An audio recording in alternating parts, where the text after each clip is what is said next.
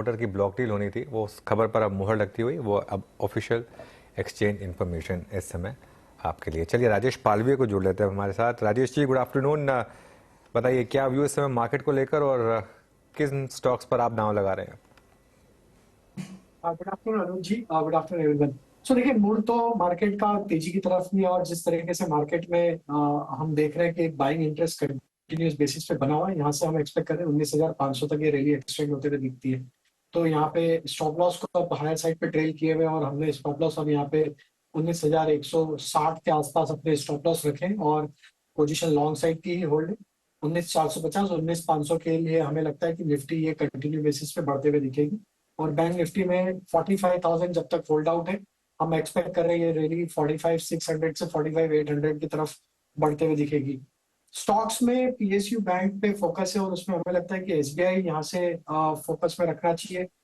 जिस तरीके से पूरा पीएसयू बास्केट एक अच्छा मोमेंटम दे रहा है, एसबीआई में करेक्शन के बाद यहाँ पे जो रिकवरी का ट्रेड यहाँ पे बनते हुए दिख रहा है, हमें लगता है एसबीआई में नेक्स्ट टारगेट जो बनते हुए दिख सकता है वो होना चाहिए करीब 605 से लेके 610 की तरफ ये स्टॉक बढ़ते हुए दिखेगा। स्टॉप लॉस जो रखना होगा वो करीब होगा 578 के आसपास। तो जो दूसरा स्टॉक हमें अट्रैक्टिव लग रहा है वो है आईटीसी का। ये स्टॉक में देखें तो एक रिन्यूड बाइंग इंटरेस्ट वापस बनते हुए दिख रहा है और स्टॉक वापस अपनी ऑल टाइम हाई ट्रेजेक्टरी को रिगेन करते हुए दिख रहा है। तो आईटीसी भी हमारे रडार पे और हम एक्सपेक्ट कर रहे हैं आईटीसी का मोमेंटम 480 की तरफ बढ़ते हुए दिखेगा। आईटीसी बाय है with stop loss of 454। Okay, इस बीच एक ट्रेड अपडेट देता हूँ। अभी हमने जो बैंक ऑफ बड़ौदा का एनालिसिस देखा था और वो जो वीकली कैंडल की बात हुई थी, look at bank of Baroda now 199। और डॉक्टर साहब वो कॉल लेके आएंगे जो दी थी शिल्पा जी ने, मेरे ख्याल से 200 की कॉल दी थी, 4 पे ट्रेड करे थे। इट्स नाउ 4.95, 5 हो भी गई। 205 की कॉल थी, माफ कीजिएगा। तो बैंक ऑफ बड़ौदा का ये जो अब प्राइस है, याद रखिएगा दिसंबर 2017 के बाद का हाईएस्ट क्लस्टर है। पीएसयू बैंक से अच्छा करते हुए एसबीआई एट डे हाई और bank of Baroda at day high. Meanwhile आप एक कैश का स्टॉक लेके आइए, इनफैक्ट जो मेरे स्क्रीन पे अपीयर हो रहा है बार बार, and that's Radico Khaitan. Yes, ये क्या कर रहा है 1275 पे। इसका ये अगर क्लोज आता है तो ये मेरे स्क्रीन पर ऑल टाइम हाई क्लोज की ट्रेजेक्टरी होगी। शरद जी, ये एक बड़ा मूव आया इस स्टॉक में कुछ देर पहले, 5.5% ऊपर। एक बार यूएसएल रखिएगा लिकर स्पेस में, इट्स 917। ये भी ऑलमोस्ट दिसंबर 2022 के बाद हाईएस्ट क्लस्टर में ट्रेड कर रहा है। कोई जो होल्ड करता है पोजीशन इनमें, उनके लिए आपका view, specially on Radico Khaitan? देखिए, अगर आप लॉन्ग टर्म इन्वेस्टर हैं जो 2-4 साल होल्ड कर सकते हैं तो मुझे लगता है बिल्कुल ये थीम को आपको प्ले आउट करना चाहिए। इंडिया में एक बहुत इंटरेस्टिंग थीम प्ले आउट हो रही है जहां नए यूजर्स ऐड हो रहे हैं इस इंडस्ट्री में। यंगर जनरेशन में ये इतना टैबू नहीं है ड्रिंकिंग जैसा आज से 20 साल या 15 साल 10 साल पहले हुआ करता था। तो ये एक डिसेंट डेवलपमेंट है। प्लस वैल्यू चेन में ग्रेजुअली जो कस्टमर्स हैं वो ऊपर मूव कर रहे हैं। जो एवरेज में पहले आप 500-600 रुपए वाली बॉटल बिक रही थी, अभी वो 1,000 रुपए पर यूनिट या उसके ऊपर की, या जो नए इंटरनेशनल ब्रांड्स हैं, हायर वैल्यू एडेड ब्रांड्स हैं, तो वो ज्यादा बिक रहे हैं। तो लास्ट मंथ के डेटा में भी शायद वही है कि जो आपके हायर वैल्यू प्रोडक्ट्स हैं उनकी सेल में ग्रोथ ज्यादा है। तो मुझे लगता है नए कस्टमर भी ऐड हो रहे हैं और कस्टमर की जो पर यूनिट कंजम्पशन प्राइस है वो भी बढ़ रही है। तो ये पूरी स्पेस के लिए काफी अट्रैक्टिव रहना चाहिए। रेडिको ने भी शायद कुछ नए ब्रांड्स भी चालू किए हैं, उसका भी फायदा उनको मिलना चाहिए। मटावल ने भी अपने प्रीमियम प्रोडक्ट्स पे फोकस करने की बात की है। तो मुझे लगता है ये पूरी स्पेस काफी स्वीट स्पॉट में रहेगी अगले एटलीस्ट 5 से 6 साल। जैसे जैसे हम अर्बनाइजेशन देखते हैं और ये वैल्यू ऑप्टिक देखते हैं, तो हाई प्रोबेबिलिटी है कि ज्यादातर नंबर्स में आपको बहुत स्ट्रॉन्ग री रेटिंग दिखाई दे अगले साल से 2 साल में, जैसे जैसे प्रीमियम प्रोडक्ट्स का ऑफ स्टेक ज्यादा बढ़ता है। तो अगर आप थोड़ा लॉन्ग टर्म रख सकते हैं तो आपको बिल्कुल होल्ड करके चलना चाहिए पूरी स्पेस को। ओके, वैसे शरद जी इसमें आजकल क्या है, ये तो मतलब मेरे ख्याल से बरसों से चला आ रहा है। आई थिंक मतलब खैर हम भी वैसे यंग ही हैं, वीरू और मैं, है ना वीरू? क्यों हर्षदा, मतलब वैसे कोई है ना? तो और तैबू तो शरद जी, तैबू तो कभी नहीं रहेंगे ये हाँ वीरू, ये जो आपने लालछन लगाया ना हम पर, ये जो लालछन लगाया आपने, सही नहीं है ये। हाँ नहीं वैसे खैर, लेकिन बिल्कुल सही बात कही वैसे एक शरद जी ने, मतलब ये वाली बात छोड़ के बाकी बात पूरी सही कही कि ये जो आजकल इन्होंने नए प्रोडक्ट लॉन्च किए हैं और वीरू, और इनका एक जैसलमेर का जो जिन है या फिर जो इन्होंने रामपुर ब्रांड पहले लॉन्च किया था, वो सब इनके मतलब काफ़ी काफ़ी हिट हैं और काफ़ी जो इवन प्रीमियम से प्रीमियम ब्रांड्स हैं उनको कम्पीट कर रहे हैं। तो खैर इस रेडिको खैतान और शानदार मूव रहा है इस पूरी की पूरी स्पेस में। इस स्टॉक ने एक्चुअली लीड किया है, इसने यूनाइटेड स्पिरिट्स को काफ़ी हद तक पीछे छोड़ा है आउट परफॉर्मेंस में। अगर आप स्टॉक का मूव देखें और इवन एक साल का मूव देखें, एक पहले भी ऐसी बड़ी रैली प्ले हुई थी इसमें, उसके बाद एक करेक्शन आया था, लेकिन अब ये जो मूव आ रहा है ये एक अच्छा मूव यहाँ पर, और करीब करीब ये 12 महीने का मूव करीब करीब 44% ऊपर इस समय। और आपने पीएसयू बैंकों की बात की थी, बिल्कुल पीएसयू बैंक निफ्टी एक बार वापस लेकर आई है, क्या शानदार मूव यहाँ पर। एसबीआई जो एक मिसिंग लिंक था मार्केट में, अब एसबीआई में भी शानदार पार्टिसिपेशन, और एसबीआई देखिए अब आपकी स्क्रीन पर करीब करीब 2-2.25% ऊपर 585। अच्छा, एसबीआई के बारे में ध्यान रखिए, एसबीआई नंबर्स इसके बहुत शानदार थे पिछले क्वार्टर के, लेकिन स्टॉक उसके बाद चला ही नहीं बिल्कुल भी, और एक रिस्क था वो प्रोविजनिंग को लेकर, ईसीएल प्रोविजनिंग आएंगी या नहीं आएंगी, उस चीज़ को लेकर एक हमेशा रिस्क रहा था। इसका प्रीवियस हाई था 629 इसका प्रीवियस हाई था, अभी भी वहाँ से करीब करीब 7% नीचे है, जबकि पूरी की पूरी मार्केट उससे कहीं ऊपर जा चुकी है। और पिछले साल की जो बैंक निफ्टी की रैली हुई थी उसमें आईसीआईसीआई बैंक और स्टेट बैंक ऑफ इंडिया ने लीड किया था। इस बार की बैंक निफ्टी की रैली ऑब्वियसली एचडीएफसी बैंक ने लीड की है, लेकिन एसबीआई अब साइन दिखा रहा है फाइनली शायद उस अंडर परफॉर्मेंस को एंड करने के लिए। ध्यान रखिएगा, काफ़ी टाइम तक 200 डे मूविंग एवरेज के आसपास रहा, अब उसको फाइनली ब्रेक कर रहा है वीरू। और ये आज का जो लो है वो एग्जैक्टली 20 डे और 50 डे मूविंग एवरेज भी है, ये दोनों भी हैं यहाँ पर, तो काफ़ी इंपॉर्टेंट मूविंग एवरेज से क्रॉसओवर भी है यहाँ पर। काफ़ी इंटरेस्टिंग चार्ट हो सकता है एसबीआई का यहाँ से आगे जाते हुए वीरू। बिल्कुल बिल्कुल, निफ्टी पीएसयू बैंक इंडेक्स, और याद रखिएगा अब अभी हमने 2 बजे की ओआई समरी में इसका उल्लेख भी किया था, और निफ्टी पीएसयू बैंक इंडेक्स 20 जनवरी 2023 के बाद, दैट मीन्स फ्रैंकली स्पीकिंग, ये इस CY 23 के हाईएस्ट क्लस्टर पे आके ट्रेड करता हुआ, और 2 बजे से लेके अब तक ये इंडेक्स करीब करीब आप समझ लीजिएगा कि 50-60 पॉइंट चला है, स्ट्रॉन्ग मूव है इस स्टॉक में। 4 का चौका का क्रम शुरू करते हैं, काम करते हैं यहाँ पर, क्योंकि बाजार में थोड़े से मूव आ रहे हैं, स्टॉक स्पेसिफिक मूव अच्छे हैं, तो यहाँ पे 4 का चौका का क्रम शुरू करते हैं। 4 प्रकार के ट्रेड्स आपकी स्क्रीन पे आएंगे। सस्ता ऑप्शन शिल्पा जी के सौजन्य से आएगा, एफएन सुपरस्टार राजेश पालवे जी के सौजन्य से आएगा, चार्ट का चमत्कार मानस जायसवाल, और मिड कैप फंडर शरद अवस्थी जी। शुरुआत करते हैं सस्ता ऑप्शन से। शिल्पा जी, माफी चाहूंगा, बीओबी की वो कॉल हालांकि वक्त से पहले चली गई, अच्छी चली गई, अब आपको एक ट्रेड और निकालना पड़ा होगा, बताइए क्या है ट्रेड आपका? जी वीरेंद्र जी, अभी मैं M&M फाइनेंशियल्स पे ध्यान दे रही हूँ। M&M फाइनेंशियल्स दिस 340 जोन इसका बहुत क्रूशियल है, इसको सस्टेन भी कर रहा है, तो यहाँ से मुझे लगता है कि टारगेट्स टूवर्ड्स 380 आपको इसी सीरीज में शायद देखते हुए मिलेंगे। तो यहाँ पे 350 का जो कॉल ऑप्शन है, जो रफली 9 रुपये 60 पैसे के अराउंड अभी ट्रेड कर रहा है, आप इसमें पार्टिसिपेट कर सकते हैं। स्टॉप लॉस आपका बहुत छोटा सा रहेगा, 7 रुपये का, और मुझे लगता है यहाँ पे व्यू सही जाता है तो आपको टारगेट्स ऑफ 13.4 से लेकर 16 तक भी आपको देखने मिलेंगे। बिल्कुल। अच्छा, एफएमसीजी इंडेक्स ने ऑल टाइम हाई लगाया, इवन स्मॉल कैप जो रह गया था उसने हाई लगाया। अच्छा, हम रेडिको के चक्कर में यूनाइटेड स्पिरिट्स को सिर्फ मेंशन कर रहे थे, एक बार यूनाइटेड स्पिरिट्स का इंटरडे चार्ट लेकर आइए, वर्टिकल मूव आया उसमें एकदम से। ये देखिए हर्षिता, ये आई थिंक इसको शायद चीज थोड़ी बुरी लग गई जो बोला कि इसने बस ये बोल रहा है मैं भी हूँ। हाँ मैं भी हूँ, उसने अंडर परफॉर्म किया है, बोलते ही ये स्टॉक करीब 2% का मूव। थोड़ा मार्केट अब ये ना ऐसे में डेंजरस लगता है जब इस तरीके के मूव्स आने शुरू हों। खैर अभी तो पार्टी चल रही है। चलिए अब एफएनओ सुपरस्टार लेते हैं और राजेश पालवे देंगे आज का एफएनओ सुपरस्टार। राजेश जी बताइए।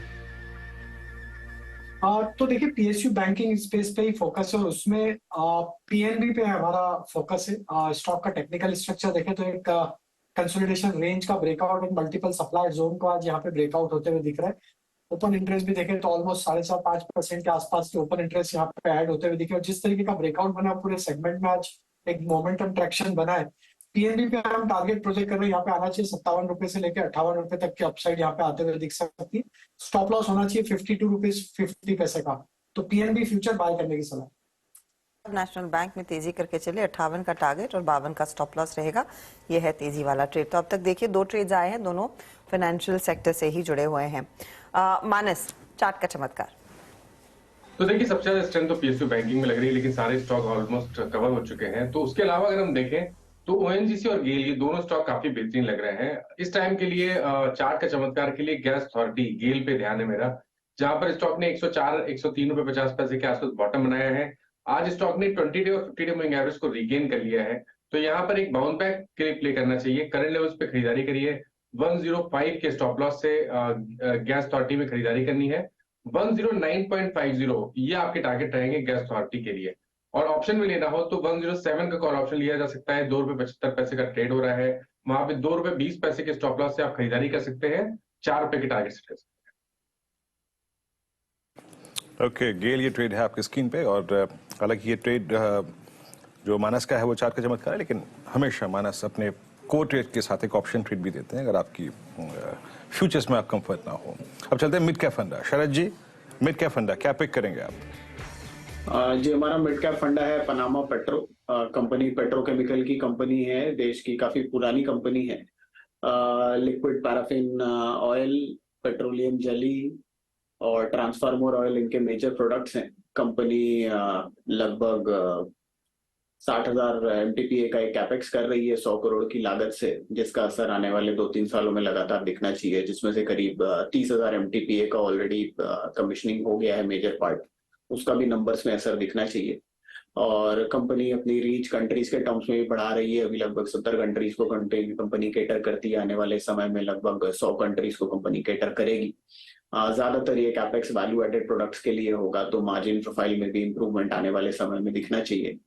कैश रिच कंपनी है, कोई ऐसा डेट ओवरहैंग है ही नहीं, और ये ज्यादातर कैपेक्स इंटरनल अक्रूवल से होगा। 100-150 करोड़ की कैश बैलेंस भी बुक्स पे है, तो हमें नहीं लगता कि कोई डेट साइड पे भी रिस्क आना चाहिए। और जैसे जैसे ये कैपेक्स प्ले आउट करता है, ये उम्मीद की जा सकती है कि जो अर्निंग्स अभी 40 रुपए के आसपास है, ये अगले 2 साल में बढ़ के 50 से 52 रुपए के आसपास आनी चाहिए। और 9 से 10 का मल्टीपल कंपनी को आसानी से मिल जाना चाहिए। रिटर्न रेशियोज वगैरह भी काफी स्ट्रांग है, तो 500 रुपए के लक्ष्य के हिसाब से पनामा पेट्रो का। चलिए, आपके लिए फटाफट से मैं रिकैप कर देती हूँ ट्रेड्स जो सामने आए हैं। एमएनएम फाइनेंशियल सर्विसेज के साथ शुरुआत की थी।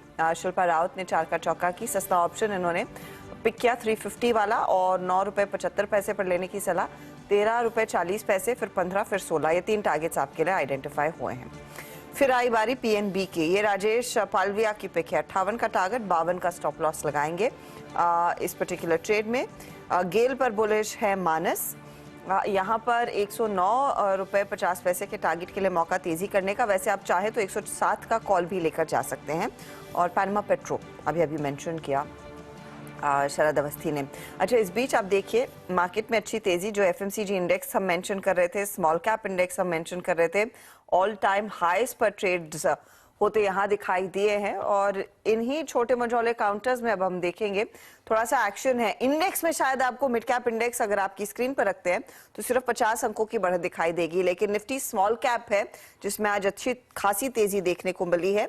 और मिड और स्मॉल कैप साइड पर कई सारे ऐसे रनअवे मूवर्स हैं, उसी की एक शॉर्टलिस्ट दरअसल आज जो खबरों के लिहाज से तड़के में है यतिन हमारे साथ पेश कर रहे हैं। यतिन, बताइए कहाँ क्या हो रहा है? तो देखिए अर्शदा, बहुत सारे न्यूज हेवी स्टॉक्स आज आपको परफॉर्म करते हुए दिखाई पड़ रहे हैं। सबसे पहले बात करते हैं बैंक ऑफ महाराष्ट्र की। इन्होंने अपना Q1 का अपडेट दिया है और बहुत ही जबरदस्त अपडेट है। ग्रॉस एडवांसेस लगभग 25% से बढ़े हैं और डिपॉजिट ग्रोथ भी 25% की हुई है। तो मुझे ये लग रहा है कि 25% की जो डिपॉजिट ग्रोथ हुई है, महाराष्ट्र में सब 2000 के नोट बैंक ऑफ महाराष्ट्र में ही जमा हुए हैं। तो इस टाइप की स्ट्रॉन्ग डबल डिजिट ग्रोथ आपको देखने को मिली है। और इस जो क्वार्टरली अपडेट है, इसके बाद स्टॉक में लगभग 4 से 5% की तेजी। JSW एनर्जी, यहाँ चोला सिक्योरिटीज ने आज इनिशिएट कवरेज किया है 430 के टारगेट के साथ, और इस स्टॉक में भी आप देखेंगे तो 7-8% का इंट्राडे मूव आया था। अभी स्टॉक लगभग 5% के गेन के साथ ट्रेड कर रहा है। शिवा सीमेंट, ये JSW ग्रुप की सीमेंट कंपनी है।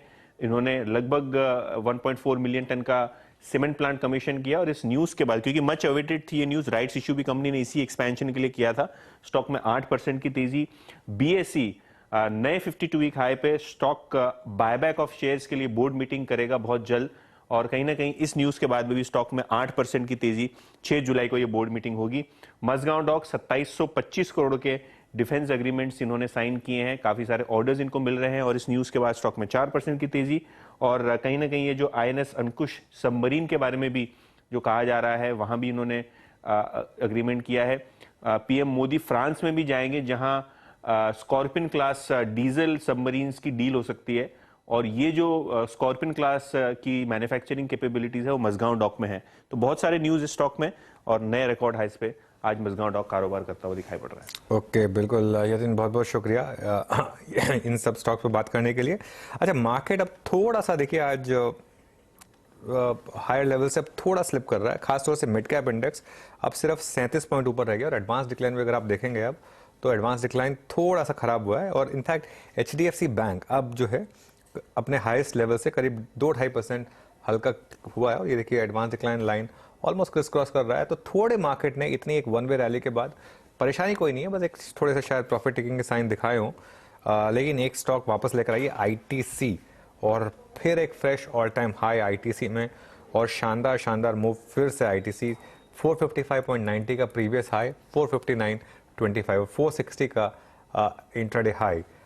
मानस, फ्रेश अप मूव की शुरुआत यहाँ पर? बिल्कुल, देखिए ये एक बड़े कंसोलिडेशन के बाद का ब्रेकआउट है, एक तरह का ट्रायंगुलर फॉर्मेशन का ब्रेकआउट भी देखने को मिला है, और इस मूव के बाद आपको 475 तक के भाव देखने को मिल सकते हैं। आई थिंक करंट लेवल्स पे भी आप ITC में एक पोजीशन बना सकते हैं, करंट लेवल्स पे खरीदारी करिए, 452 के स्टॉप लॉस से 475 तक के टारगेट्स देखने को मिल सकते हैं। ऑप्शन में at the money call option, जो कि 460 वाला कॉल ऑप्शन है, वहां पर आप खरीदारी करिए। 9 रुपए 50 पैसे के आसपास के भाव चल रहे हैं, 6 रुपए के स्टॉप लॉस से यहाँ पर खरीदारी करनी है, और 20 रुपए के टारगेट सेट करनी है। ओके, अच्छा, एक सेक्टर जिसने मार्केट की इस रैली को लीड किया है, वहां पर थोड़े रिवर्सल साइंस हैं। एक बार निफ्टी फार्मा इंडेक्स लेकर आइए इंट्राडे, उसको मैं 3-4 स्टॉक्स देख रहा था आज सुबह में, जहां पर सब में तेजी आ रही थी, एकदम से आप देखिए सिप्ला का रिवर्सल देखिए आप। सिप्ला सुबह एक 200 डे मूविंग एवरेज के करीब गया, वहां से एक लग रहा था कि अच्छा मूव आ रहा है, वहां से सडन रिवर्सल। सन फार्मा इस समय डीलों पर, डॉक्टर रेड्डीज इस समय डीलों पर, और डीवीज लैब्स इस समय डीलों पर। तो 4 के 4 फार्मा स्टॉक्स जो निफ्टी में हैं, ये चारों के चारों इस समय अब डीलों पर यहाँ पर।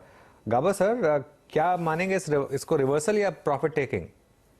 प्रॉफिट टेकिंग मानना चाहिए। डीवी स्टॉक मैंने दिया था, मुझे ध्यान है, मैं उसका फिक्र उसकी थी, बहुत बढ़िया बार था, लेकिन लगता है वो 3600 ब्रीच हो चुका। ये प्रॉफिट टेकिंग है यहाँ पर। अब देखा जाए तो 3 दिन से एक साइडवेज जोन पर ट्रेड है, इनसाइड बार बन रहा है, आउटसाइड बार बन रहा है, फिर एक इनसाइड बार। ये इंडिसिशन का माहौल है डेविस लैब में, तो शायद प्रॉफिट बुकिंग नजर आती है डेविस लैब। प्रॉफिट बुकिंग नजर आती है। अच्छा, पवन हंस का जो डाइवेस्टमेंट होना था, उसमें जो शॉर्ट लिस्टेड बिड था उसको सरकार ने डिस्क्वालीफाई कर लिया है, तो ये एक इस समय आपके ओवरऑल मेरे ख्याल में विनिवेश का पूरा प्रस्ताव वापस अभी होता हुआ दिखाई दे रहा है। तो आई थिंक क्योंकि जो शॉर्टलिस्टेड बिडर था उसके साथ सरकार नहीं जा रही, तो उसको फिर से रिवैम्प करके शायद पेश किया जाएगा। लेकिन अनुज देखिए, कॉनकॉर में डीले हुआ है, BPCL हम सब जानते हो ठंडे बस्ते में चला गया, और पवन हंस था वो तो बेसिकली जो विनिवेश से पैसा सरकार के हाथ आने वाला था वो तो कंप्लीटली ऑफ ट्रैक चला गया। बिल्कुल, मुझे इस चीज की बड़ी हैरानी हो रही है कि इस मार्केट में, मतलब इससे बेटर मार्केट क्या हो सकती है? इस मार्केट में अगर नहीं हो पा रहा डाइवेस्टमेंट तो क्लियरली, लेकिन खैर जो भी है होना तो है अल्टीमेटली, लेकिन ये एक बड़ा डिसअपॉइंटमेंट है। वैसे आज ऑयल मार्केटिंग कंपनीज में अच्छी खासी वो लगी हुई है एकदम, मतलब हालांकि डाइवेस्टमेंट वो BPCL का होना था वो नहीं हो पाया, कॉनकोर का भी एक नॉन स्टार्टर ही रहा है मेरे ख्याल से। इवन ये जो आज थोड़ी सी खबरें आ रही थी, इसका भी मुझे लग रहा है कि शायद ऑफिशियल तो नहीं लेकिन अनऑफिशियली खंडन ही किया गया उसका भी। तो वैसे खैर मेरे ख्याल से सरकार को अब जरूरत भी नहीं पड़ रही है, क्योंकि GST कलेक्शन इतने जबरदस्त हो गए, 1.7 लाख करोड़ तक पहुंच गए हम। आपको याद हो जब हमने 1 लाख करोड़ पिछले साल ही क्रॉस किया था, हमको लग रहा था कि 1 लाख करोड़ क्रॉस कर लिया, यही तरीका चलता रहा तो हम बहुत जल्दी 2 लाख करोड़ भी क्रॉस कर लेंगे। तो एकदम मतलब कोई इशू है ही नहीं है। और अगर आप देखें मैक्रो काफ़ी इंप्रूव हो रहा है, अगर क्रूड 70-75 पर रह गया हश्ता तो हमारा बिल्कुल, और इवन अगर आप देखें जो डेफिसिट है, करंट अकाउंट डेफिसिट वगैरह है, वो भी पूरा का पूरा सॉर्ट आउट होने की तैयारी है। इनफैक्ट अगर आप, मैं थोड़ा टॉपिक से लग जा रहा हूँ लेकिन क्योंकि मैक्रो की थोड़ी बात हो गई है, अगर आप इतना FPI इन्फ्लो देख रहे हैं, डॉलर इंडेक्स पिछले इवन उसकी स्ट्रेंथ के बावजूद हमारा इंडियन रुपया अभी भी काफ़ी स्ट्रांग बना हुआ है, इनफैक्ट 82 के आसपास है। अगर RBI को खुला छोड़ दे तो मेरे ख्याल से हम 78-77 तक भी जाने की ताकत रखते हैं। ऑब्वियसली उससे एक्सपोर्ट पे इम्पैक्ट आएगा, लेकिन मतलब मैक्रो काफ़ी अच्छा हो गया देश का, इसमें कोई डाउट नहीं, और यही मार्केट भी रिफ्लेक्ट कर रहा है। हाँ, डाइवेस्टमेंट जो है वो थोड़ा सा एक डिसअपॉइंटमेंट रहा है क्लियरली। चलिए इस मोड पर फिर एक काम करते हैं, एक छोटा सा ब्रेक लेंगे, ब्रेक के बाद ऑफ कोर्स मार्केट की क्लोजिंग की तरफ बढ़ेंगे, और एक बड़ा चेहरा भी हमारे साथ जुड़ेगा। मैक्स लाइफ इंश्योरेंस के डायरेक्टर और chief investment officer Mihir Vora हमारा साथ देंगे ब्रेक के बाद।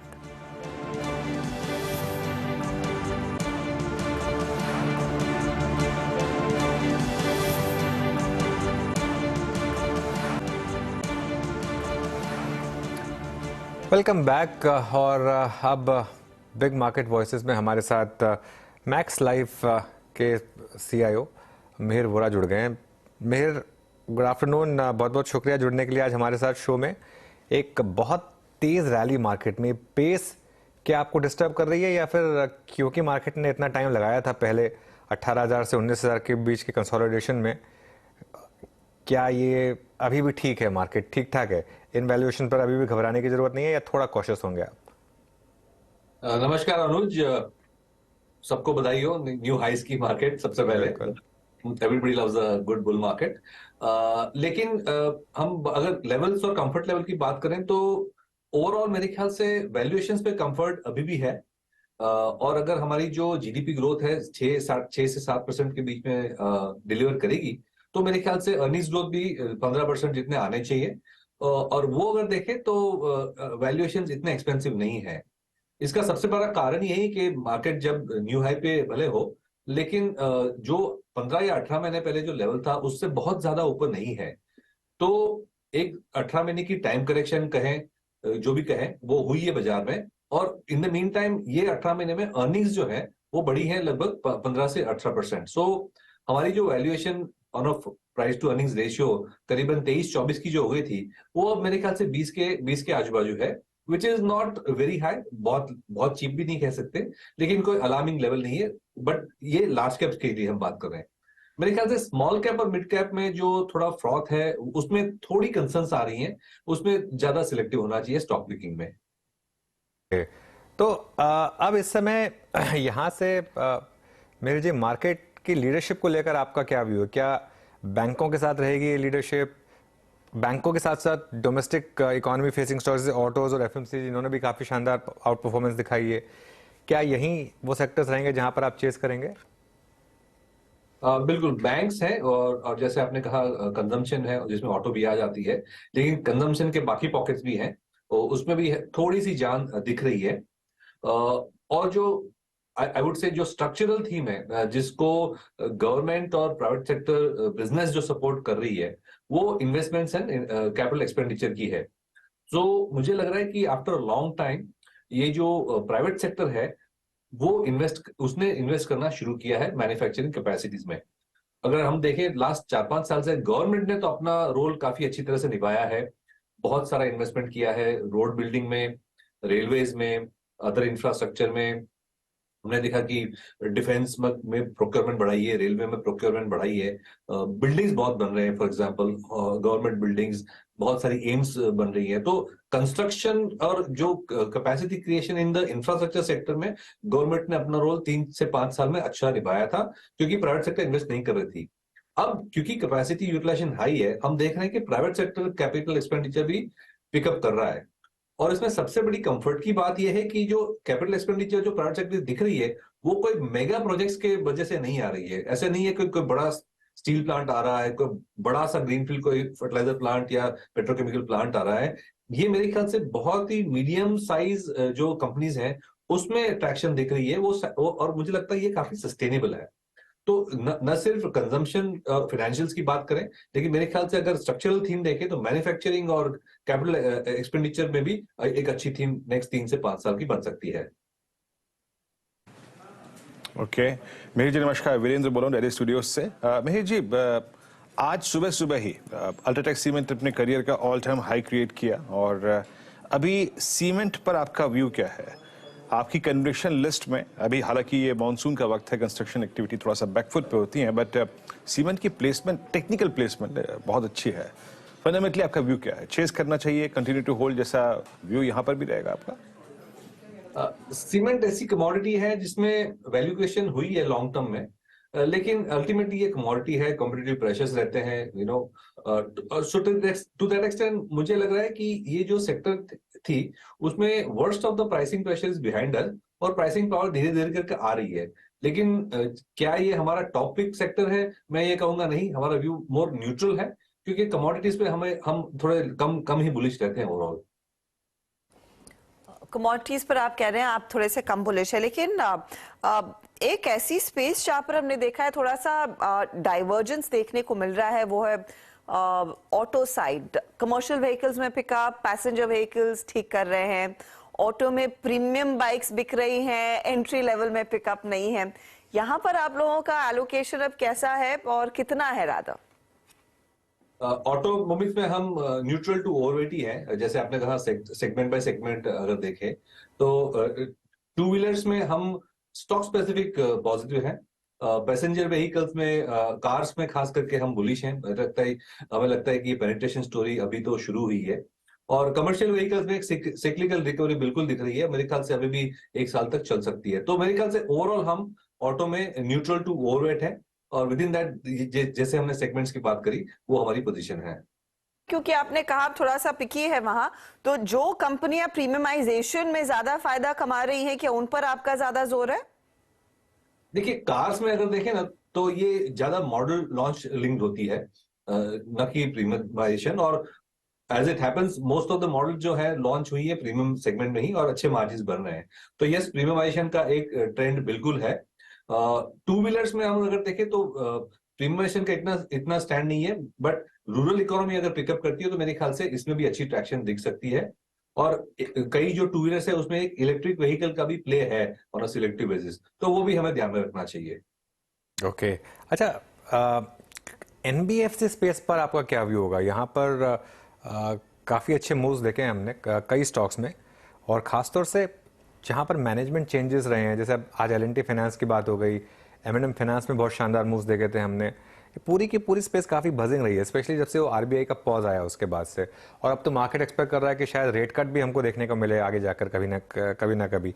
यहाँ पर क्या व्यू होगा आपका? बिल्कुल, तो पहले तो ओवरऑल फाइनेंशियल्स पे जैसे हमने डिस्कस किया हम पॉजिटिव हैं।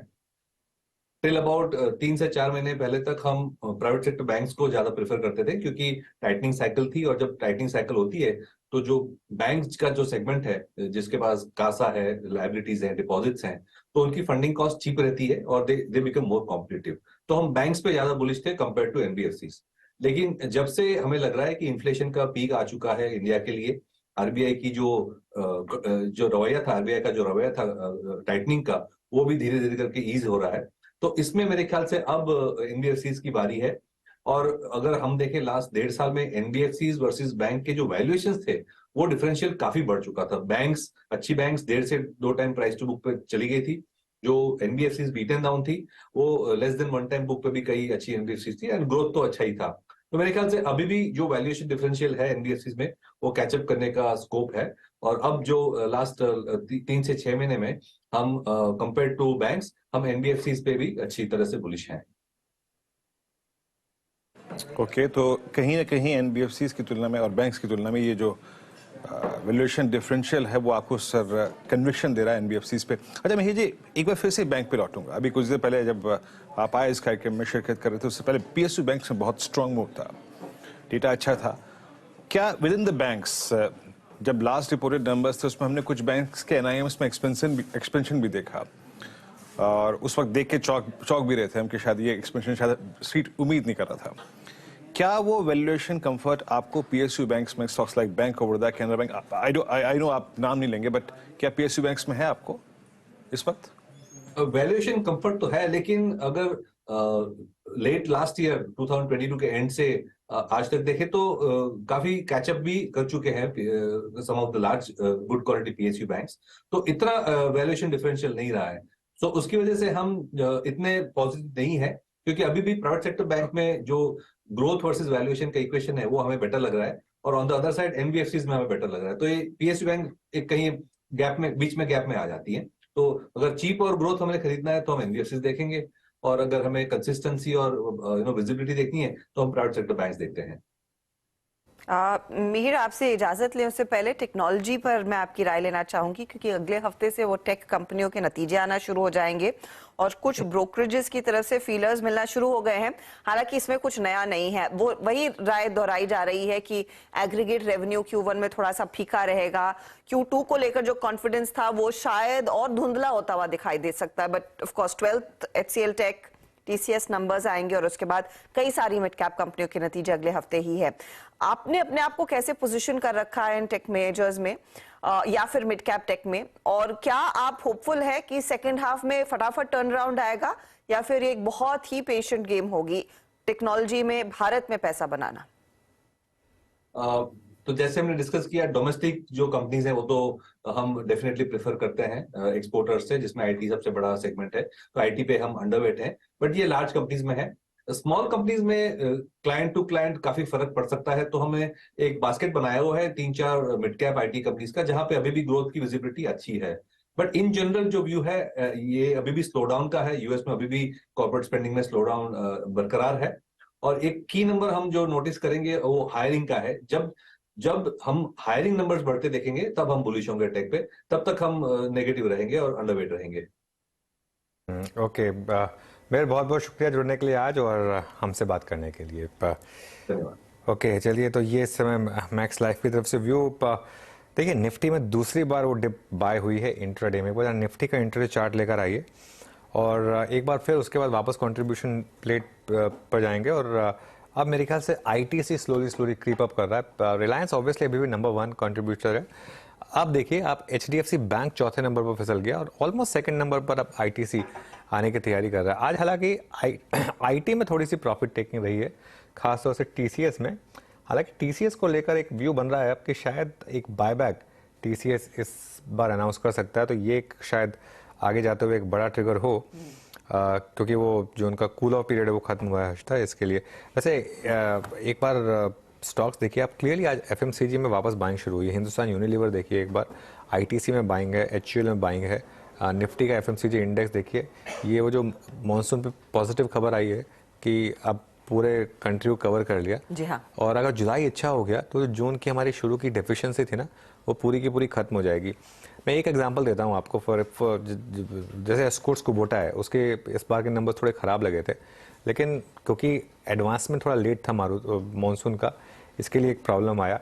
एक और एग्जांपल देता हूँ मैं आप, जो मॉनसून से काफ़ी रिलेटेड है, वो है बाटा।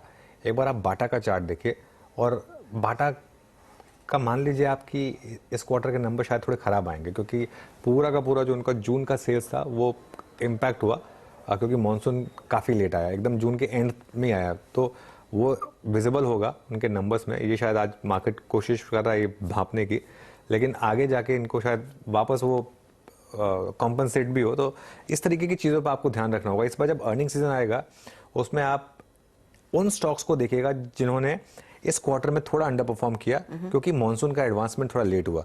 लेकिन वही स्टॉक्स मुझे लग रहा है, स्पेशली अगर अच्छे सेक्टर में होंगे, तो वही स्टॉक मुझे लग रहा है उसके बाद बॉटम बनाएंगे यहाँ पर खराब नंबर्स के बाद, क्योंकि उसके बाद जो जुलाई में जो पिकअप होगा, मार्केट उसको नोटिस करना शुरू करेगा। तो ये एक अहेड ऑफ द कर्व एक और होगा। उन स्टॉक्स पर नजर रखिए जहां पर नंबर्स खराब आएंगे, प्योरली बिकॉज उनका मॉनसून थोड़ा डिले हुआ उसके लिए। तो वो एक बड़ा फैक्टर जो दरअसल मार्केट की अगली चाल पर प्ले आउट होता हुआ दिखाई देगा। चलिए अब एसटीबीटी या बीटीएसटी ट्रेड्स की तरफ बढ़ना शुरू करते हैं। हमारे जानकार तैयार हैं, कुछ देर में यातिन को भी जोड़ लेंगे डीलिंग रूम के चेक के साथ। कावा साहब, पहले आपकी बारी, बताइए क्या ट्रेड लेंगे? Good afternoon to you. Stock है डाबर में तेजी नजर आती, सेटअप बढ़िया है, एक काइंड ऑफ ब्रेकआउट मिला है, ट्रेड करा है 580 to 45 पे, टॉप होगा करीब 580 का, सिर्फ 2 रुपए का स्टॉक, टारगेट 590 बाटा, सॉरी डाबर। ओके, अच्छा, एक आरबीआई की तरफ से एक अपडेट आया है कि ये जो 2000 के नोट थे, उनको जो सिस्टम में वापस आना शुरू हुआ है, 76% जो बैंक नोट्स थे वो रिटर्न हो चुके हैं आज तक। तो काफ़ी इंटरेस्टिंग चीज़ है ये। और 87% उसमें से, मतलब 76% ओवरऑल जो 2000 के नोट हैं उस सिस्टम में वापस आ गए, और उस 76% में से 87% डिपॉजिट हुए हैं, और बाकी के 13% जो है वो बाकी के डिनोमिनेशन में लोगों ने, जैसे अगर आपने 2000 का नोट दिया तो बाकी के 500 रुपए के आपने एक्सचेंज करा दिए। लेकिन 3 महीने और हैं आपके पास अब उसको वापस करने के लिए, तो 76% तो सिस्टम में वापस आ चुका है, बाकी का भी 24% आने की तैयारी हो रही है। चलिए फिर अब वापस बीटीएसटी कॉल्स की तरफ चलते हैं। शिल्पा, आपकी ट्रेड क्या होगी, बीटीएसटी या एसटीबीटी? जी डेफिनेटली BTST है। IGL पे थोड़ा यहाँ पे ध्यान है। IGL अराउंड 486 फ्यूचर्स में ट्रेड कर रहा है। मुझे लगता है यहाँ पे 480 पे अच्छा सपोर्ट है एंड टारगेट्स ऑफ 500 से लेके 505 तक एक्सपेक्ट कर सकते हैं।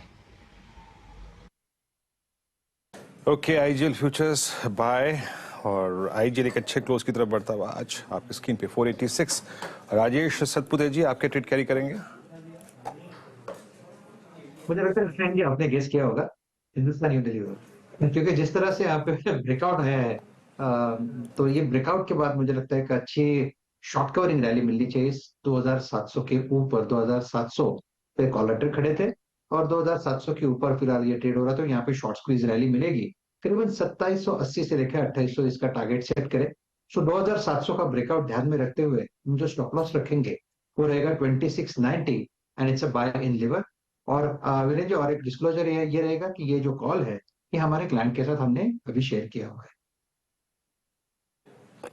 जी, तो ये आपके जहन में होना चाहिए कि ये सेम व्यू अभी कुछ देर पहले या फिर इससे पहले राजेश जी ने अपने क्लाइंट्स के साथ शेयर किया हुआ होगा। HUL पे, HUL याद रखिएगा अपने अगस्त 2022 से लेकर अब तक की हाईएस्ट ट्रैजेक्टरी उसमें ट्रेड कर रहा है। मानस, आप क्या ट्रेड कैरी करेंगे? देखिए NMDC को लेके जाएंगे वीरेन जी। NMDC ने आज अपने 20-day मूविंग एवरेज को रीगेन किया है और पैटर्न को देख के लग रहा है कि शायद ये 200-day मूविंग एवरेज को टेस्ट करने की कोशिश करेगा। तो NMDC में खरीदारी करेंगे 106.50, 106 रुपए 50 पैसे के स्टॉप लॉस खरीदारी करनी है और 110 रुपए के टारगेट सेट करने हैं NMDC में। ऑप्शन में लेना हो, ट्रेड लेना हो तो 108 वाला कॉल ऑप्शन 2 रुपए 90 पैसे का ट्रेड हो रहा है, वहां पर 2 रुपए 30 पैसे के स्टॉप लॉस से आप खरीदारी कर सकते हैं 4 रुपए 20 पैसे के टारगेट के लिए। NMDC यहाँ पर एक कॉल। राजेश पालवे के पास चलते हैं। राजेश जी, आपकी BTST ट्रेड? अनुज जी, फाइनेंशियल्स पे फोकस है, उसमें बजाज फाइनेंस यहाँ पे बाय करने की सलाह रहेगी। स्टॉक में देखें तो आज लॉन्ग बिल्टअप देखने को मिला और स्टॉक अब जिस तरीके से आज डे हाई की तरफ बंद होते हुए दिख रहा है, हमें लग रहा है ये मोमेंटम यहाँ से 7450 7500 की तरफ बढ़ते हुए दिखेगा। बजाज फाइनेंस फ्यूचर बाय करने की सलाह, स्टॉप लॉस रखेंगे हम करीब 7330 के आसपास। बजाज फाइनेंस, सुबह सचिन ने भी इस पर दाम लगाया था और अब राजेश पालवे जी इसको BTST की तरह से ले रहे हैं। चलिए, अब कॉल सारी पूरी हुई, यतिन के पास चलते हैं और डीलिंग रूम से किन 2 स्टॉक्स पर इन्फॉर्मेशन मिल रही है वो जान लेते हैं। Yatin, good afternoon. Good afternoon. और सबसे पहले बात करते हैं सिप्ला की, जहां डीलर्स STBT की सलाह दे रहे हैं अपने क्लाइंट्स को और डीलर्स को लगता है कि 975 980 तक के टारगेट्स यहां देखने को मिलने चाहिए। यूजुअली USFDA की जो वेबसाइट है वो महीने के पहले 7 दिन में अपडेट होती है, तो गोवा का जो स्टेटस है वो देखना होगा कि किस हिसाब से USFDA अपडेट करता है। कहीं ना कहीं वहाँ थोड़ी बहुत खामियां 483 में पाई गई थी लास्ट इंस्पेक्शन में, तो कहीं ना कहीं इस पे सिप्ला जो है फोकस में रहा है। फ्रेश शॉर्ट्स आज की पोजीशंस दिखा रही हैं ओपन इंटरेस्ट के आधार पे। और दूसरा जो स्टॉक डीलर्स को पसंद आ रहा है बैंकिंग स्पेस में, जो कि काफ़ी एक्टिव है, सिटी यूनियन बैंक। काफ़ी सारे HNIs यहाँ इंटरेस्ट ले रहे हैं और उनको लगता है पोजिशनली यहाँ से 5-7% का ट्रेड बन सकता है एक हफ्ते 2 हफ्ते में। 132 से लेकर 135 तक के टारगेट्स के लिए डीलर्स यहाँ अपने क्लाइंट्स को खरीदारी की सलाह दे रहे हैं। ओके, तो सिटी यूनियन बैंक और साथ ही साथ सिप्ला, ये 2 ट्रेड्स। तो सिटी यूनियन बैंक मुझे याद है पिछले 17 हम फ्राइडे को जब क्लोज कर रहे थे तब भी एक पिक के तौर पर उभर कर आया था और वहां पर एक पोटेंशियल बाय साइड का ट्रेड बनता दिखाई दिया था। चलिए, आखिरी कुछ 15 मिनटों में और क्या हुआ है इस मार्केट में उस पर नजर डाल देते हैं। तो बजाज फाइनेंस, जिसका जिक्र पालविया साहब कर रहे थे, उसने और दरअसल गेंस अपने नाम कर लिए हैं। ITC अपनी चाल को और मजबूत करता हुआ, HUL, ग्रासिम जैसे ट्रेड्स हैं ही जिनमें खरीदारी का सिलसिला और जोर पकड़ता हुआ दिखाई दे रहा है। अच्छा, एक तो और ट्रेड्स हमने गुजरात गैस सुबह में मेंशन किया था, उसके साथ साथ MGL नजर में रखते हैं क्योंकि IGL पर तो शिल्पा का एक ट्रेड है। आपने ऑफ कोर्स IGL पिक किया शिल्पा, लेकिन अगर आप MGL देखें, जिस तरह का प्राइस और OI पिकअप देखने को मिला है और गुजरात गैस, क्या इनमें ट्रेड कैरी किया जा सकता है कल के लिए? जी डेफिनेटली MGL अगर देखेंगे तो यहाँ पे 1080 के जोन्स में अराउंड ट्रेड कर रहा है, तो यहाँ पे अराउंड 1100 तक आप एक्सपेक्ट कर सकते हैं। लेकिन यहाँ पे किसका एक मेजर रेजिस्टेंस है, जो जहाँ से हमने बहुत बार देखा है कि MGL slides down again towards 970-80 zones. तो यहाँ पे MGL में हमें इमिडिएटली आई वोंट सजेस्ट। और रहा बात गुजरात गैस का, ऑफकोर्स ऑयल एंड गैस में बहुत अच्छी तेजी है, तो गुजरात गैस भी 474 से 475 में ट्रेड कर रहा है। 480 के ऊपर इसका सस्टेनेंस आपको क्विकली टुवर्ड्स 520 जोन तक लेके जाएगा, लेकिन 480 अगेन एक इम्पॉर्टेंट लेवल है जहां पे इसका सस्टेनेंस इम्पॉर्टेंट है। 5 तक गया तो था, लेकिन देखते हैं 480 के करीब या उसके ऊपर क्लोज होता है या नहीं, 478 के आसपास है। अच्छा पालविया साहब, L&T फाइनेंशियल होल्डिंग 6.5% की पूरी तेजी स्क्रीन पर एंजॉय की है, अब क्या करें बताइए, कैरी करेंगे कल के लिए या रहने दे, प्रॉफिट बुक कर ले? जी होल्ड करना चाहिए, काफी स्ट्रॉन्ग ब्रेकआउट यहाँ पे देखने को मिला, और जिस तरीके से स्टॉक ने अब अपने 2020 फरवरी 2020 के स्विंग हाई को अब ये क्रॉस करते हुए दिख रहा है, तो ये काफी बड़ा ब्रेकआउट है short to medium term setup के हिसाब से। हमें लगता है पोजीशन कैरी करें, स्टॉप लॉस यहाँ पे ट्रेल कर ले 134 के आसपास, और हमें लगता है मोमेंटम फर्दर एक्सटेंड होते हुए दिखेगा टुवर्ड्स 145 150 की तरफ। ओके, L&T फाइनेंस आपकी स्क्रीन पे। इस बीच निफ्टी लेके आइए, इट्स 19,332 और स्टिल डे हाई की ट्रेजेक्टरी के आसपास 10:29 पे आज सुबह सुबह जो हाई निफ्टी ने मारा था करीब करीब 19,336, तो यानी आंकड़ों के लिहाज से ये ऑल टाइम हाई क्लस्टर भी कहा जाएगा, लगभग 3:18 पे। निफ्टी बैंक 45,154, आज का इंट्राडे सुबह मॉर्निंग हाई स्विंग जो था वो करीब करीब था 45,348, तो ये करीब करीब वहां से 200 पॉइंट नीचे। बट लॉन्ग्स 51, ये market breadth in derivatives 40 short covering, ये आंकड़ा यानी हरे का आंकड़ा, ग्रीन का आंकड़ा, स्ट्रेंथ का आंकड़ा अभी भी काफी बड़ा है। 56 में शॉर्ट्स थी, 41 long unwinding. L&T finance news development, उसका इम्पैक्ट IDFC करीब 6% ऊपर, कैनरा बैंक BOB और इनफैक्ट OMCs आज सबसे स्ट्रॉन्ग OI गेनर्स रही हैं, याद रखिएगा। अच्छा, ग्रासिम पे याद रखिएगा 3.5% का गेन था, OI एडिशंस काफी स्ट्रॉन्ग थे। ग्रासिम, मैं गलत नहीं हूं तो इस दौर की सबसे हाईएस्ट ट्रेजेक्टरी में बंद हो रहा है। UltraTech cement all time high पे था, एक बार फिर बताता हूँ, ग्रासिम यस लगभग मार्च 2022 से लेकर अब तक की जो हाईएस्ट क्लस्टर्स हैं उस पर ट्रेड करता हुआ। BPCL में शॉर्ट कवरिंग थी, डेबल्स हाउसिंग फाइनेंस, NMDC और बजाज फाइनेंस, ये कुछ और काउंटर्स है जहां पे आज स्ट्रेंथ दिखाई दी, शॉर्ट कवरिंग। आगे बढ़ते हैं, second style persistent system mid cap IT में आज बैकफुट पे था। फार्मा में लॉर, फार्मा में कुछ आज कैंडल रिवर्सल्स, पेन, हायर लेवल से रिट्रेसमेंट, शॉर्टिंग विजिबल थी। और बंधन बैंक, बाटा और बंधनपुरम फाइनेंस NBFCs में ये थोड़ा बहुत शॉर्ट देखे गया। बाकी लॉन्ग अनवाइंडिंग, प्रॉफिट को कैश में कन्वर्ट करने की टेंडेंसी। कमेंट्स में 2.25% नीचे Glenmark again, Aurobindo again, pharma अपोटैस में थोड़ी सी प्रॉफिट बुकिंग, और गोदरेज कंज्यूमर आपकी स्क्रीन पे लगभग 2% नीचे, और आज थोड़ी बहुत यहाँ पर लॉन्ग अनवाइंडिंग हुई। और एक दो स्टॉक्स और देख लीजिए जो कि आज एक सुपर एग्रेसिव मोड में रहे। NBFC स्पेस में ही एक M&M फाइनेंस लेके आइएगा, 342-43, मतलब क्या दौर रहा ये स्टॉक के लिए। और 23 जून से लेके अब तक यानी लगभग 1 2 3 4 5 सेशन में ये स्टॉक 302 से 343 रुपए, यानी 20 डे एक्सपोनेंशियल मूविंग एवरेज 26 जून का इसका लो था, और ये क्लोज आ रहा है 345, super aggressive move. Rajesh Palve ji क्या कहेंगे आप M&M फाइनेंस? और बिल्कुल वीरेंद्र जी, काफी स्ट्रॉन्ग मोमेंटम बना है M&M फाइनेंशियल में, इवन पूरे फाइनेंशियल सेक्टर में ही बना हुआ, और M&M फाइनेंशियल का जो मोमेंटम बना है, हमें लगता है यहाँ से ये नेक्स्ट टारगेट 360-65 की तरफ भी आते हुए दिखेंगे। Series of higher top higher bottom formation यहाँ पे देखने को मिले, तो ये एक सस्टेन ट्रेंड यहाँ पे बना हुआ दिख रहा है बुलिश साइड में। पोजीशन होल्ड रखें, और यहाँ पे स्टॉप लॉस जो रखना होगा 343 के आसपास, अपसाइड के टारगेट 360-65 तक आते हुए दें। ओके, चलिए इस थोड़ा सा क्लोज को समझते हैं। आज फिर शानदार क्लोज मार्केट में, और डे हाई पर बंद हो रहे हैं, फिर से 19,330 पर हर्ष था, और बैंक निफ्टी में 45,173 पर। जो चीज़ मैंने फ्राइडे को कही थी, मैं फिर वही कहूँगा कि कैरी करिए और थोड़ा अपने आप को हेज कर लीजिए अगर आपको करना है तो। गैप डाउन नहीं होगा मार्केट में, ये तो आप मान लीजिए। एक और चीज़, आज US मार्केट सिर्फ हाफ डे पर ट्रेड करेगा, कुछ खास होना नहीं है वहाँ पर, ठीक है। सब इंडिपेंडेंस डे की छुट्टी में आ चुके हैं, सब वो लॉन्ग वीकेंड सबको बन चुका है। आज वॉल्यूम बहुत कम होंगे वहाँ पे, कुछ नहीं होना है, और कल छुट्टी है वहाँ पर। तो ग्लोब से तो आपको कोई खराब खबर आनी नहीं है अगले 2 दिन में, ठीक है। आपका खुद का डोमेस्टिक फैक्टर है। मार्केट में सिर्फ एक कंसर्न रहेगा, कभी भी मार्केट एक बार के लिए एक आपको नी जर्क रिएक्शन देने की तैयारी कर सकता है 200-250 पॉइंट का मैक्सिमम निफ्टी में। वो रिस्क अगर आप लेना चाहें वो अलग बात है, वहाँ पर वैसे बाय करिएगा, लेकिन अदरवाइज कैरी करिए, कोई प्रॉब्लम नहीं है। ये मुझे लग रहा है कि अब 19,300 क्रॉस कर गए हम, 19,500 तक का मूव ओपन अप हो चुका है। 19,500 19,600 पर फिर रिविजिट करेंगे मार्केट को। तो बेसिकली ट्रेड जो है वो तेजी का ही है और तेजी कैरी करने की सलाह है। एमएनएम फाइनेंशियल जो वीरू मेंशन कर रहे थे वो डेटा आ चुका है कलेक्शन एफिशिएंसी वाला, बेसिकली Q1 का अपडेट, क्योंकि हम रिजल्ट्स की तरफ बढ़ रहे हैं और वहां पर जो कंपनी कह रही है कि एक तो कलेक्शन एफिशिएंसी 94% पर बरकरार है, एसेट 28% बढ़े हैं, डिस्पर्समेंट में 28% का इजाफा देखने को मिल रहा है, स्टेज 2 एक्सपेक्टेड 6% से बढ़कर 6.5% पर आ गया है और स्टेज 3 एक्सपेक्टेड 4.5% से घटकर 4.4% पर आ गया है। लेकिन डिस्पर्समेंट्स में पिकअप और कलेक्शन एफिशिएंसी बरकरार है, वो अच्छा साइन। वो स्टॉक आपके सामने करीब 2-2.5% के गेन्स पर ट्रेड करता हुआ साफ दिखाई दे रहा है। तो पोटेंशियल तेजी का यहाँ पर खूब बन रहा है और एनबीएफसीज ने वीरू लीड किया आज के गेंद को।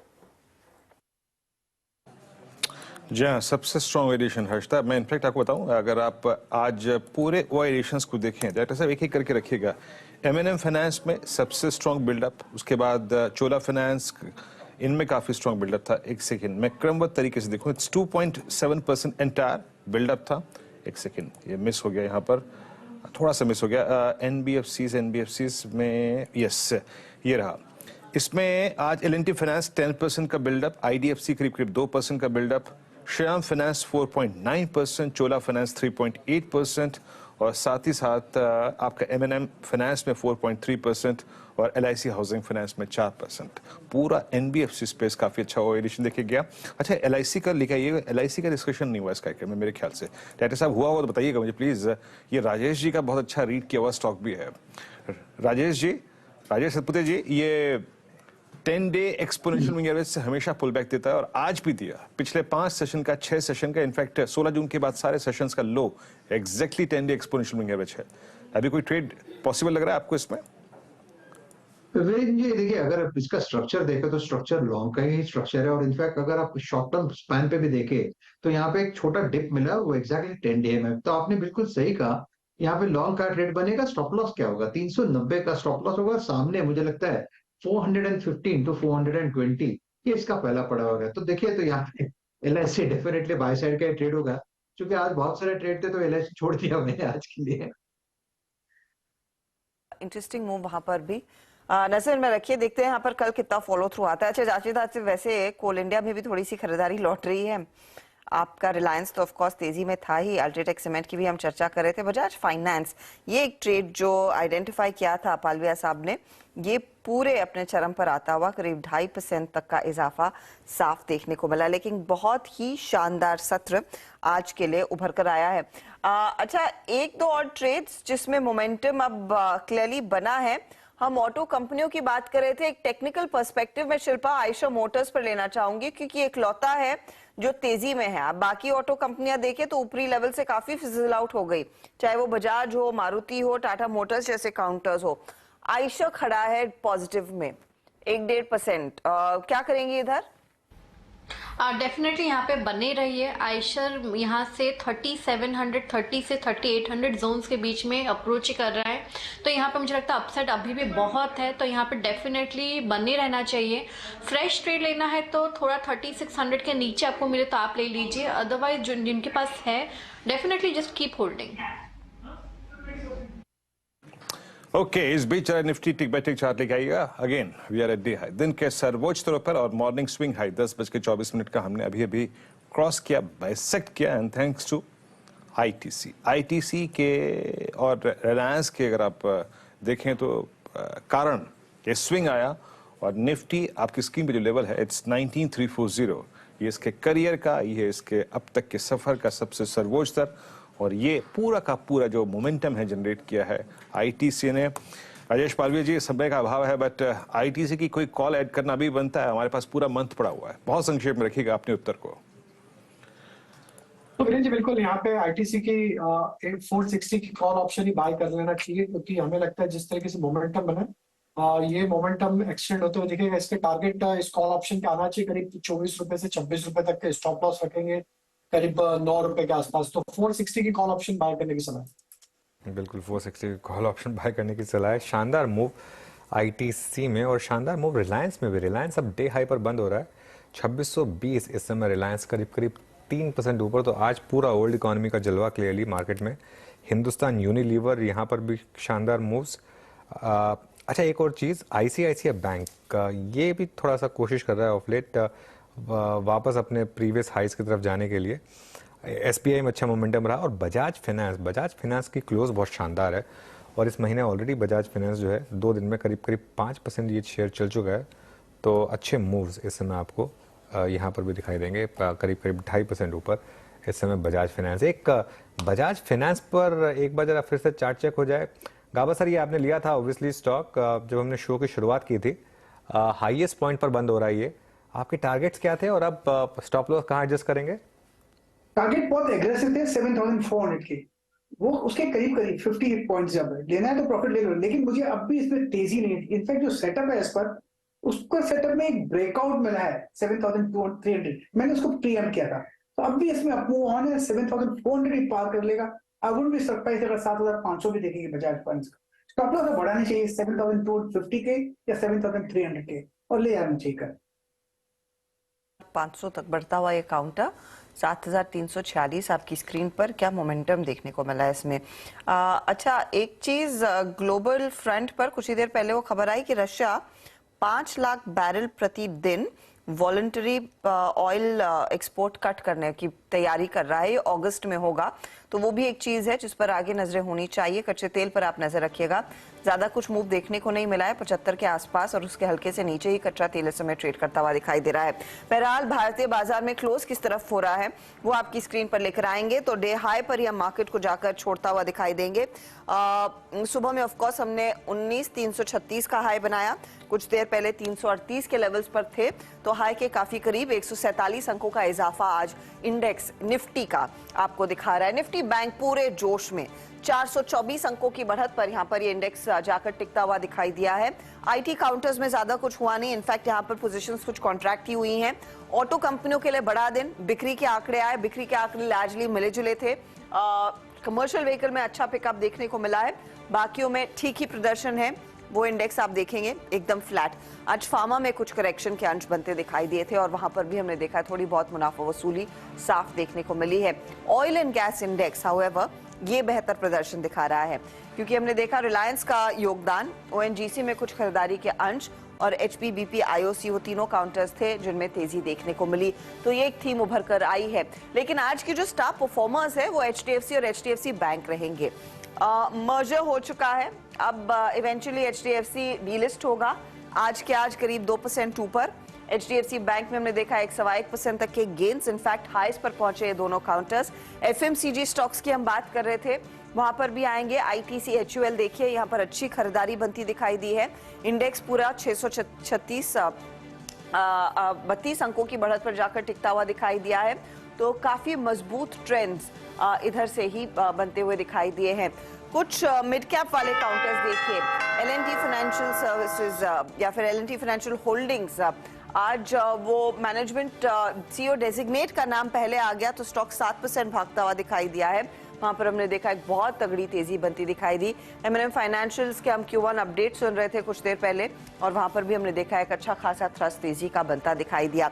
हीट मैप लेकर आते हैं जहां पर आपको साफ दिखाई देगा कि आज की तेजी के पीछे कौन से काउंटर्स थे। अभी भी आपको स्क्रीन थोड़ी सी स्प्लिट दिखाई दे रही है, लेकिन तेजी की पोजीशंस है। तो Grasim, ITC, BPCL, Reliance industries ये आज के टॉप परफॉर्मर्स है। बजाज फाइनेंस समेत ऑफ कोर्स आईसीआईसीआई बैंक में भी हमने देखा अच्छी खासी तेजी बनती दिखाई दी। और आज ऐतिहासिक दिन है क्योंकि गिफ्ट निफ्टी की ट्रेडिंग शुरू हो रही है और वो ओपनिंग सेरेमनी अब आपकी स्क्रीन पर, जहां पर मौजूद हैं इस समय एनएसई के चेयरमैन और एमडी आशीष चौहान।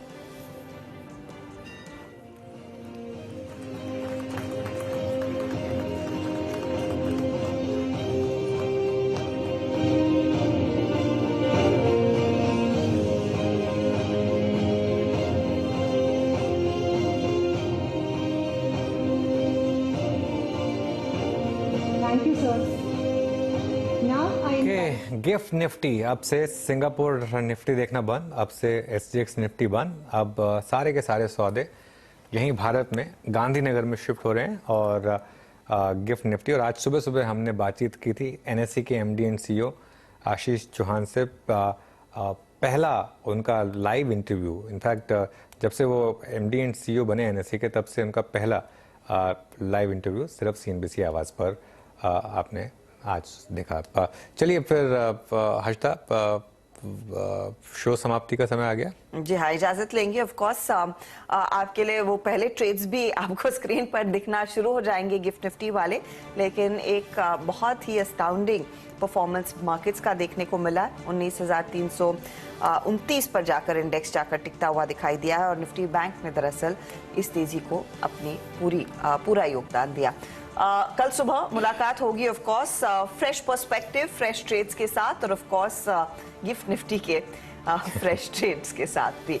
हम सबको दीजिए इजाजत, आप बने रहे CNBC आवाज के साथ। Thank you.